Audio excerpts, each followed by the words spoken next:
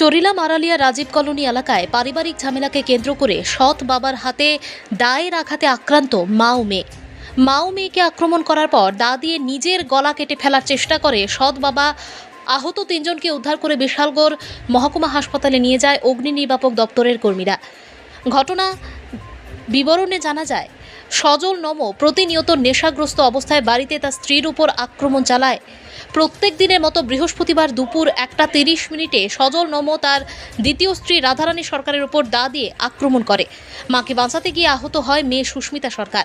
পরবর্তী সময়ে সজল নমো নেশাগ্রস্ত অবস্থায় নিজের গলা দা দিয়ে কেটে ফেলার চেষ্টা করে।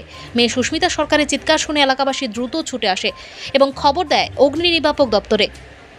তাদের উদ্ধার করে নিয়ে আসা হয় বিশালগড় মহকুমা হাসপাতালে। সংবাদ মাধ্যমে এ নিয়ে বিস্তারিত জানান বিশালগড় মহকুমা হাসপাতালে কর্তব্যরত চিকিৎসক রতন দেববর্মা। কি লয়ে কাজ হইছে? কে? বাবু। আচ্ছা, আজকে কি হইছে? আজকে সকালবেলা কিছু বাচ্চাদের বাচ্চাদের রান্নাটা শিখে মনে হয়েছে আমাদের কাজে আমরা রান্তাছি মা রান্তাছে চালটাও সব পাড়া দিচ্ছে পাড়ার জন্য মোবাইল লয়ে কালো কথা বলছিল কথা বলছিল মানে মাঝে মোবাইল লয়ে গিয়ে জলের দিকে পাড়া দিচ্ছে পাড়ার জন্য এর মধ্যে মা কই আমি বাড়িতে কিসমিস কেটে দিতে লইতাম তাও না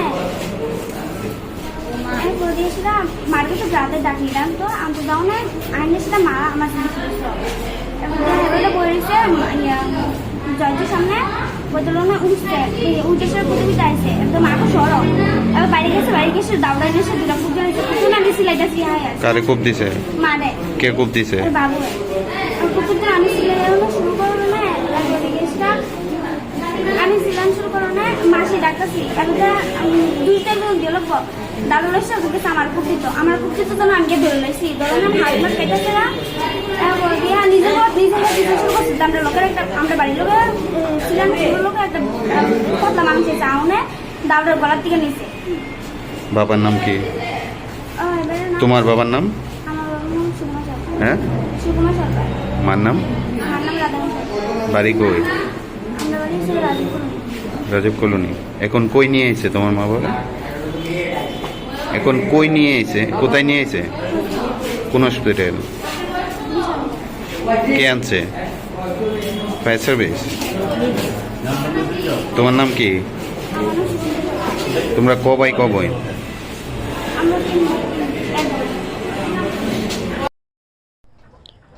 ব্যুরো রিপোর্ট, জনতার বার্তা।